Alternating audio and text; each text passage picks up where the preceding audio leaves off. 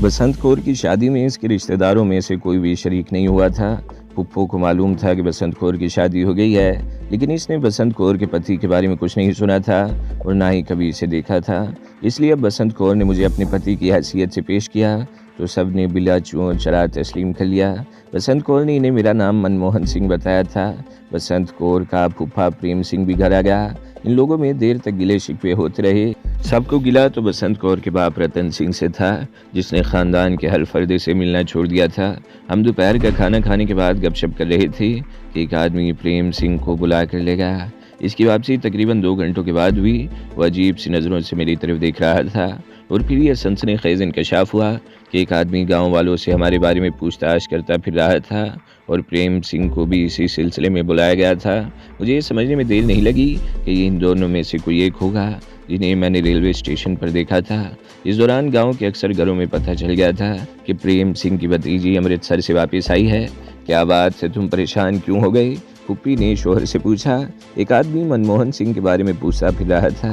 प्रेम सिंह ने जवाब दिया, सरकार को किसी मुश्तबा शख्स की तलाश है। सरहद की तरफ जाने वाले तमाम रास्तों की निगरानी हो रही है।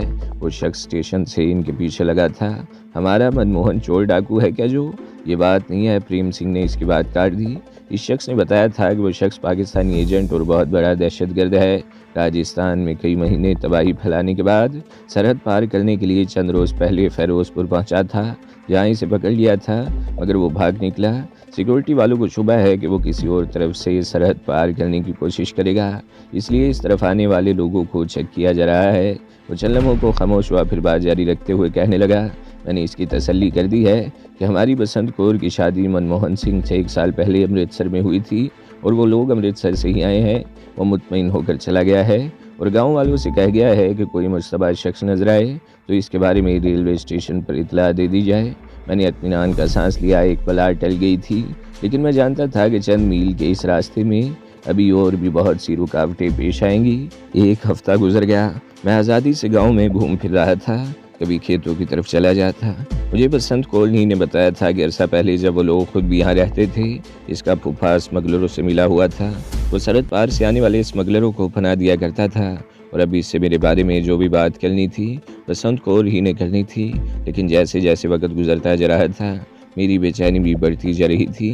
मैं अब जल्द से जल्द सरहद पार करके अपनी सरजमीन पर पहुंच जाना चाहता था। और फिर एक रोज़ जब मैं खेतों में था तो प्रेम सिंह मुझे लेकर एक टहली के नीचे बैठ गया। मैंने दूसरों को तो तसल्ली कर दी थी, मगर इस रोज़ मुझे तुम पर शुबा हो गया था। वो मेरे चेहरे पर नज़र जमाए कह रहा था, बहरहाल मैं तफसील में नहीं जाऊंगा। मैं सरहद पार करने में तुम्हारी मदद कर सकता हूँ, लेकिन खर्च बहुत आएगा। कितना? मैंने सवालिया निगाहों से इसकी तरफ देखा। 1 लाख रुपए का, प्रेम सिंह ने कहा। मैं तो अकेला ही जाना चाहता हूँ, 1 लाख दे दूंगा, मैंने कहा। बसंत कौर भी तुम्हारे साथ सरहद पार जाना चाहती है, प्रेम सिंह ने कहा।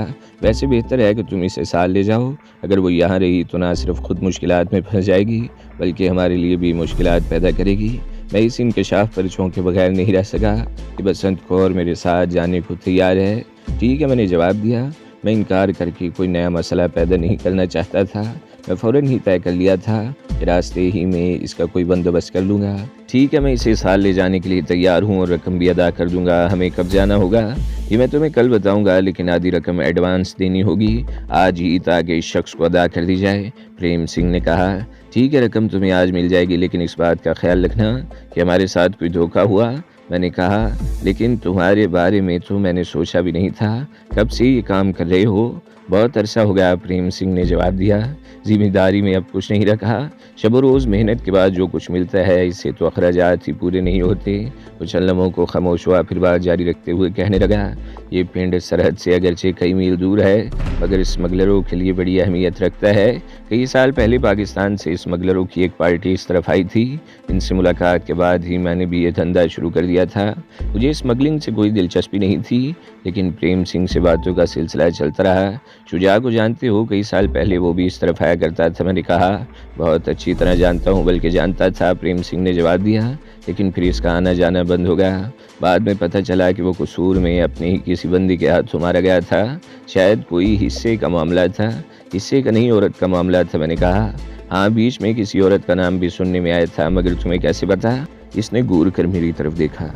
मैं कसूर का रहने वाला हूँ। और इन दिनों वहीं था, मैंने जवाब दिया। शुजा ने अपने घर में किसी जवान लड़के को रखा हुआ था। इसकी बीवी ने लड़के को काबू कर लिया और इसके साथ रंगरलियां मनाती रही। ऐसी बातें छुपती नहीं रहती। शुजा को पता चल गया। वो इस लड़के को सजा देना चाहता था, लेकिन खुद ही इसके हाथों मारा गया। वो लड़का भाग गया और पुलिस आज तक इसका सुराग नहीं लगा सकी। मैंने इसे ये नहीं बताया कि शुजा की बीवी जिस लड़के के साथ रंगरलियां मनाती रही थी वो मैं था। लगता है तुम इस सिलसिले में बहुत कुछ जानते हो, प्रेम सिंह ने कहा। मैं ही क्या, कसूर का रहने वाला हर शख्स जानता है, मैंने जवाब दिया। और फिर प्रेम सिंह के एक मुजारे को इस तरफ आते देखकर हमारी गुफ्तगू का मौजू बदल गया। मैं काफ़ी देर खेतों में प्रेम सिंह के डेरे पर रहा और फिर वापस आ गया।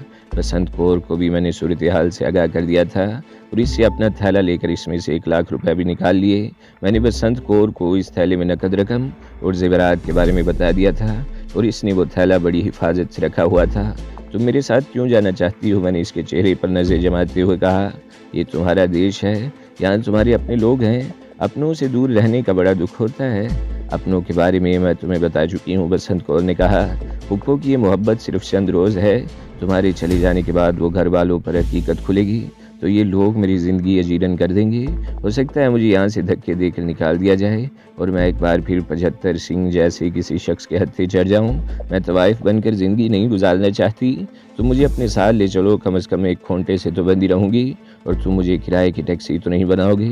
पाकिस्तान में भी मेरा कोई मुस्तकबिल नहीं है, मैंने कहा। अपने मुल्क में तो मैं हिंदुस्तान से भी ज़्यादा मतलूब हूँ। ऐन मुमकिन है कि सरहद पार करते ही धर लिया जाऊँ। मेरे साथ तुम भी फंसोगी। जेल के सिवा हमारा कोई ठिकाना नहीं होगा। कोई बात नहीं, बसंत कौर मुस्कुराई। मैं तुम्हारे साथ जेल में रह लूँगी, लेकिन यहाँ तवाइफ बनकर नहीं रहूँगी। तुम तवाइफ नहीं बनोगी, मैंने कहा। मेरे पास इस थैले में लाखों रुपए नकद और लाखों रुपए के जेवरात रखे हुए हैं। मैं सरहद पार कर जाऊंगा तो वो करेंसी मेरे किसी काम की नहीं रहेगी। ये हो सकता है कि वो सब कुछ तुम अपने पास रख लो और यहाँ से कहीं दूर चली जाओ। किसी अजनबी शहर में इस रकम से तुम एक नई और बाइज्जत ज़िंदगी शुरू कर सकती हो। नहीं, मैं सिर्फ तुम्हारे साथ ज़िंदगी गुजारना चाहती हूँ, जैसी भी हूँ, बसंत कौर ने मुस्कुराते हुए जवाब दिया। अजीब सूरत हाल थी। लगता था बसंत कौर को मुझसे प्यार हो गया है और वो मुझे छोड़ना नहीं चाहती। ये मुमकिन है इसके ज़हन में ये ख्याल हो कि मेरे चले जाने के बाद यहाँ इसे बदतरीन हालात का सामना करना पड़ेगा, इसलिए वो भी यहाँ से फ़रार चाहती थी। मैंने इसे समझाने की बहुत कोशिश की, लेकिन वो मेरे साथ जाने की ज़िद पर कायम थी।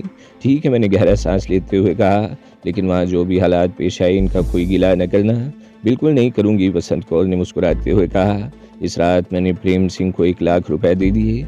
इससे अगले रोज़ सुबह सवेरे ही वो मोटरसाइकिल पर कहीं चला गया और इसकी वापसी दोपहर के करीब हुई और इसी शाम इसने मुझे बता दिया कि हम परसों सुबह यहाँ से रवाना होंगे। ये तुम्हारी खुशकिस्मती है कि परसों रात एक पार्टी कुछ माल लेकर सरहद पार जाने वाली है, इसने कहा। मैंने बात पक्की कर लिया है, 1 लाख रुपए पेशगी भी दे दिए हैं। तुम दोनों इन लोगों के साथ जाओगे, लेकिन बाकी रकम वहाँ रवानगी से पहले देनी होगी। मैंने इस बात में सर हिला दिया। मेरे लिए अगला दिन गुजारना मुश्किल हो गया।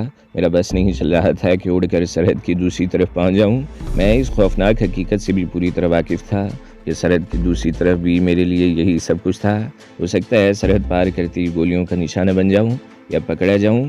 पकड़े जाने की सूरत में मुझे यकीन था कि मेरी बाकी ज़िंदगी जेल में ही गुजरेगी। इससे अगले रोज़ सुबह सवेरे हम ट्रैक्टर ट्राली पर गाँव से रवाना हो गए। मुझे ये देखकर हैरत हुई कि प्रेम सिंह की बीवी और एक बेटी भी हमारे साथ थी। एक बूढ़े आदमी को भी सवार करा लिया गया। तुम्हें हिफाजत से सरहद पार करानी है, मेरे पूछने पर प्रेम सिंह ने बताया। कल मैं इस तरफ गया था तो रास्ते में 1-2 मुश्तबा किस्म के आदमी दिखाई दिए थे। मेरा ख्याल है वो सरहद की तरफ जाने वाले रास्तों पर निगाह रखे हुए थे। वो चंद लम्हों को खामोश हुआ, फिर बोला, अकेला आदमी हो तो किसी किस्म का शुबा हो सकता है। मेरे साथ तो सारा परिवार है, इसलिए किसी को शक नहीं होगा। बात मेरी समझ में आ गई थी, लेकिन क्या ऐसी सूरत में सरहद पार की जा सकती है? मैंने पूछा। ये जो स्मगलर होते हैं ना, इनके हाथ बड़े लंबे होते हैं, प्रेम सिंह ने जवाब दिया। इनकी पहुंच बहुत ऊपर तक होती है। ये अपना बंदोबस्त करके ही चलते हैं। ये सब कुछ मैं भी जानता था, लेकिन इन दिनों यहाँ हालात कुछ मुख्तलिफ थे। मुझे रोकने के लिए रॉ अपने तमाम तर वसाइल बरोकार ला रही थी। बेला बुरी तरह झिंझिलाई हुई थी, इसलिए मुख्तलिफ एजेंसियों की भारी कुव्वतें सरफ कर दी थी। इसके बावजूद वो अपनी कोशिश में कामयाब नहीं हो सकी। छोटे छोटे गाँव देहातों में इसके एजेंट फैले हुए थे और मैं जानता था कि सरहद पार करना आसान नहीं होगा। तकरीबन 1.5 घंटे बाद हम 20-22 मील का फासला तय करके एक छोटे से गांव में पहुंच गए। यहाँ से सरहद सिर्फ 500 गज़ के फासले पर थी। सरहद के लहलहाते खेतों का सिलसिला फैला हुआ था। गेहूं की फसल पकने वाली थी। पौधे इतने ऊंचे थे कि इनमें आसानी से छुपा जा सकता था। हम इस गांव के जिस घर में ठहरे हुए थे वो भी प्रेम सिंह का एक रिश्तेदार ही था। यहाँ हमारी आवभगत होती रही। मुझे प्रेम सिंह ने घर से निकलने से मना कर दिया था। आधी रात के करीब एक आदमी हमें बुलाने के लिए आ गया। मैंने यहाँ आते ही प्रेम सिंह को 1 लाख रुपए की रकम भी दे दी थी और बसंत कौर को एक बार फिर समझाने की कोशिश की थी कि वो रकम और जेवरात से भरा हुआ थैला रख ले और यहाँ रह जाए, लेकिन वो नहीं मानी। हम दोनों इस आदमी के साथ चल पड़े। गांव से तकरीबन 200 गज दूर पीपल के दरख्तों के एक झुंड में 2 ट्रक खड़े थे। इनके साथ 5-6 आदमी थे जो सब के सब मुसल्ले थे। हमें एक और आदमी के साथ वहाँ से रवाना कर दिया गया। गहरी तारीकी थी। हम तीनों खेतों में पगडंडी पर आ गए। हम पीछे चलते रहे, वो आदमी आगे था, मैं इसके पीछे और सबसे आखिर में बसंत कौर थी। एक जगह हम रुक गए। ये इस खेत का आखिरी किनारा था। इससे आगे तकरीबन 50 गज तक की जगह चटियल मैदान की तरह खाली थी। एक पूरी पट्टी थी जो दाएं से बाएं चली गई थी। हम गेहूं के पौधों में दब के बैठे थे। फिर दाएं तरफ से कहीं बहुत दूर से फायरिंग की आवाज़ सुनाई देने लगी। इस शख्स ने इशारा किया और हम खेतों से निकलकर सामने की तरफ भाग खड़े हुए।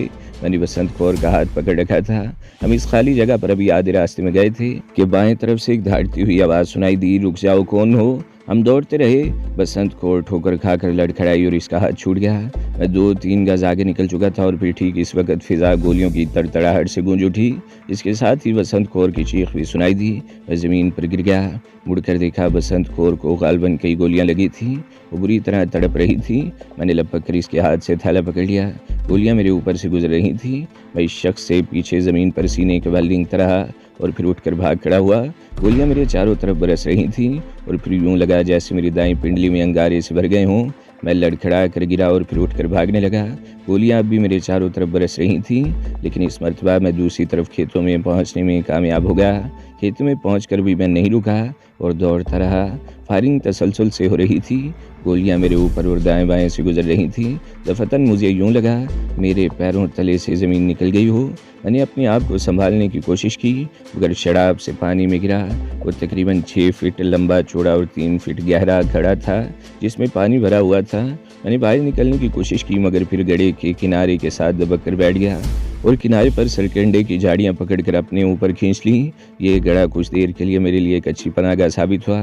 फायरिंग के साथ अब ऐसी आवाज़ें भी सुनाई दे रही थी जैसे 2-3 आदमी खेत में दौड़ रहे हों। और फिर एक ऊंची आवाज़ सुनाई दी, ज़्यादा आगे मत जाओ नरेश। कुछ चीखती हुई भारी आवाज़ में कह रहा था, वो लड़की जिंदा है, तुम लोग वापस आ जाओ। पाकिस्तानी बॉर्डर सिक्योरिटी वाले आ गए तो गड़बड़ हो जाएगी। मेरा ताकुब करने वाले मुझसे आगे निकल चुके थे। इनकी तादाद 2 या 3 थी। उन्होंने खेतों में एक और ब्रेस्ट मारा और दौड़ते हुए वापस आने लगे। वो इस खड्ड के किनारे पर से गुजर रहे थे जहाँ मैं किनारे पर दबका हुआ था। अगर हल्की सी रोशनी भी होती तो मैं देख लिया जाता, लेकिन मैंने गहरे नीले रंग के कपड़े पहन रखे थे और ये कपड़े भी तारीकी का हिस्सा ही बन गए थे। मैं सांस लेने के लिए दुबका रहा और वो लोग दौड़ते हुए मेरे करीब से गुजर गए। मैं तकरीबन 5 मिनट तक इस गड्ढे में दुबका रहा और फिर आहिस्तगी से बाहर निकल आया। मैं सर से पैर तक पानी में तर था। पानी कपड़ों से निचड़ रहा था। मेरे हाथ में पकड़े हुए थैले में से भी पानी गिर रहा था। मैंने बहुत मुहतात अंदाज में खड़े होकर पीछे की तरफ देखा। तकरीबन 100 गज दूर खाली पट्टी पर 5 योले दौड़ते हुए नजर आ रहे थे और फिर दूसरी तरफ खेतों में गायब हो गए। मेरे मुंह से गहरा सांस निकल गया। मैं सरहद पार करके अपने मुल्क की ज़मीन में आ गया था। बसंत कौर गोलियां खाकर गिर गई थी। मैं तो यही समझा था कि वो ख़त्म हो चुकी है, लेकिन बाद में इसकी चीखती हुई भारी आवाज़ से इंकशाफ हुआ था कि वो ज़िंदा थी और वो लोग इसे उठा कर ले गए थे। मुझे इसका बेहद अफसोस हुआ था। इसके खुलूस ने मुझे मुतासिर किया था। बगैर किसी लालच के इसने मेरी मदद की थी। अगर वो मेरी मदद न करती तो भारत की सरहद पार करने में मुझे मज़ीद दुश्वारियाँ पेश आ सकती थीं। बसंत कौर किसी वजह से मेरे साथ आने पर बज़िद थी। अगर वो मेरी बात मानकर लाखों रुपए की दौलत लेकर कहीं दूसरे शहर में चली जाती तो आराम से ज़िंदगी गुजार सकती थी, लेकिन इसका मुकद्दर ही इसे मेरे साथ यहाँ तक खींच लाया था और अब मैं इसकी मौत की दुआएं मांग रहा था। बेला और इसके आदमियों को मैं अच्छी तरह जानता था। रॉ इसराइली इंटेलिजेंस एजेंसी के बाद दुनिया की सबसे बड़ी दहशतगर्द तंजीम थी। इनके मेंबर इंसान नहीं दरिंदे थे। इनकी बर्बरियत का मुजाहरा तो खुद कई बार देख चुका था। वो बसंत कौर का वो हशर करेंगे, इससे मैं अच्छी तरह वाकिफ था और इसके लिए मैं इसकी मौत की दुआएं मांग रहा था कि वो इस अजाब से बच जाए। जुगत सिंह नामी जो शख्स हमारे साथ आया था, इसके बारे में फ़िलहाल कोई पता नहीं था कि वो कहाँ है, वो हमसे आगे था। भारतीय सिक्योरिटी वालों ने खेतों में अंधाधुंध फायरिंग की थी। हो सकता है किसी गोली ने जगत सिंह का भी खात्मा कर दिया हो और इसकी लाश खेतों में कहीं पड़ी हो, या मुमकिन है वो बचकर बहुत दूर निकल गया हो। मैं चंद मिनट वहाँ खड़ा रहा और फिर तेज़ी से एक तरफ चलने लगा। मेरे चलने से पौधों में सिरसराहट की आवाज़ दूर तक फैल रही थी। तकरीबन 2 गज़ का फासला तय करने के बाद मैं रुक गया। यहाँ टाहली के चंद दरख्त थे। यूं ही सोचे समझे बगैर खेतों में चलते रहना खतरनाक हो सकता था। मैं दरख्तों के नीचे रुककर किसी रास्ते की तलाश में इधर उधर देखने लगा और फिर नीचे झुककर जख्मी पिंडली सहलाने लगा। गोली पिंडली की खाल चीरती हुई निकल गई थी। मैं वहाँ खड़ा इधर उधर देख रहा था कि दाएं तरफ कुछ फासले पर पौधों की सिरसराहट की आवाज़ सुनाई दी और मैं चौंक गया। मैं तेज़ी से एक दरख्त की आड़ में हो गया और गहरी नज़रों से इस तरफ देखने लगा। मुझे ज़्यादा देर इंतज़ार नहीं करना पड़ा। एक आदमी खेतों से निकलकर खुली जगह पर आ गया और फिर इधर उधर देखता हुआ इस तरफ आने लगा। मैं टाली के एक दरख्त के पीछे सांस रोके खड़ा था। मैं गहरी नज़रों से इस शख्स की तरफ देख रहा था। वो मुझसे चंद गज के फासले पर रुक गया। मैंने इस ह्योले से इसे पहचान लिया। वो जगत सिंह था। जगत सिंह, मैंने सरगोशी की। वो उछल पड़ा। कौन है? वो अकेला गया। मैं हूँ, मैंने जवाब दिया और दरख्त की आड़ से निकल आया। ओ तुम? वो तेज़ तेज़ कदम उठाता हुआ मेरे करीब आ गया। इसके हाथ में पिस्तौल था। मैंने तुम्हारी साथी की चीख सुनी थी। मैं तो समझा था कि तुम भी। मैं भी बाल बाल बचा हूँ, मैंने कहा। वो मरी नहीं, ज़ख्मी हुई है और वो लोग इसे उठा कर ले गए हैं। ये बहुत बुरा हुआ, जगत सिंह बोला। वो मौना सिख था। ये सिखों का वो तबका था जो अपनी मजहबी इक़्तिदार से बागी नजर आता है। ये लोग दाढ़ी या सर के बाल नहीं बढ़ाते और दूसरी रिवायात की पाबंदी भी नहीं करते। जगत सिंह भी क्लीन शेव था और सर के बाल भी 1 इंच से ज़्यादा बड़े नहीं थे। तुम अपने देश में पहुंच चुके हो, इसने कहा। अब कहाँ जाओगे तुम? जाना तो मुझे कसूर की तरफ है, लेकिन यह जगह मेरी समझ में नहीं आ रही। मैंने इधर उधर देखते हुए कहा। कसूर तो यहाँ से बहुत दूर है, तुम इस हालत में वहाँ तक नहीं पहुँच सकोगे। जगत सिंह ने कहा। यहाँ से कुछ ही दूर एक छोटा सा गांव है, कजियाँ। मैं इसकी तरफ जा रहा हूँ, तुम भी चलो। रात गुजार कर जहाँ दिल चाहे चली जाना। वहाँ कौन है? कुछ जानने वाला? मैंने पूछा। हाँ, एक ठिकाना बना रखा है, वो मेरे साथ, इसने कहा। हम दोनों खेतों में पगडंडी पर चल पड़े। कजियाँ गाँव का नाम मैंने बचपन में सुन रखा था, लेकिन कभी इस तरफ जाने का इत्तेफाक नहीं हुआ था। कुजियाँ से चंद मील आगे एक बहुत बड़ा गांव ललियानी है। जगत सिंह कह रहा था। अपना हुलिया दुरुस्त करके कल दिन में किसी वक्त इस तरफ चले जाना। वहाँ से तुम्हें कसूर या लाहौर के लिए बस मिल जाएगी। मगर तुम लंगड़ा कर क्यों चल रहे हो? कोई चोट लगी है क्या? गोली पिंडली की खाल चीरती हुई निकल गई थी। मैंने कहा। ज़्यादा तशवीश की बात नहीं है, मामूली सा ज़ख्म है, खुद ही ठीक हो जाएगा। बेपरवाही मत करना और अपना इलाज करवा लेना। बाज़ औक़ात मामूली सा ज़ख्म भी बढ़ जाता है, जगत सिंह ने कहा। मैं जवाब देने के बजाय खामोशी से इसके साथ चलता रहा। तकरीबन आधे घंटे के बाद बस्ती की तरफ किसी बस्ती के मकानों के ह्योले से दिखाई देने लगे, लेकिन जगत सिंह ने रास्ता बदल लिया और बस्ती की तरफ जाने के बजाय दूसरी तरफ चलने लगा। इस तरफ दरख्तों का एक झुंड नजर आ रहा था। वो एक टीला था जिस पर टाली और पीपल के दरख्तों की बहतात थी। हम खेतों से निकलकर ज़रा सा एक तरफ मुड़े तो दरख्तों के नीचे एक जगह लालटेन की रोशनी दिखाई देने लगी। लकड़ी का एक बहुत बड़ा तख्त दरख्तों के नीचे पड़ा था। इसके बाएं तरफ 10 गज के फासले पर 2 कमरों पर मुश्तमिल एक छोटी सी इमारत थी। गोबर की बू हर तरफ फैली हुई थी। एक तरफ पानी का एक हैंड पंप भी लगा हुआ था और वो लालटेन एक दरख्त की खुनकी यानी टूटी हुई शाख का बचा हुआ हिस्से पर टंगी हुई थी। मुझे समझने में देर नहीं लगी कि यह किसी जिम्मेदार का डेरा है, लेकिन इस वक्त किसी जीरो का नामो निशान तक नजर नहीं आ रहा था। मगर जलती हुई लालटेन किसी की मौजूदगी की शहादत दे रही थी। हम दोनों तख्त के करीब रुक गए। जगत सिंह ने चलने में इधर उधर देखा, फिर सरगोशी में किसी को पुकारने लगा। बूटे बूटे कहाँ हो तुम? मैं हूँ जगत। दूसरे ही लम्हे एक आदमी दरख्तों की आड़ से निकलकर सामने आ गया। इसके हाथ में भी पिस्तौल था। वो लालटेन की रोशनी में पहुंचा तो मैं गहरी नज़रों से इसका जायज़ा लेने लगा। इसकी उम्र 40 और 45 के दरमियान रही होगी।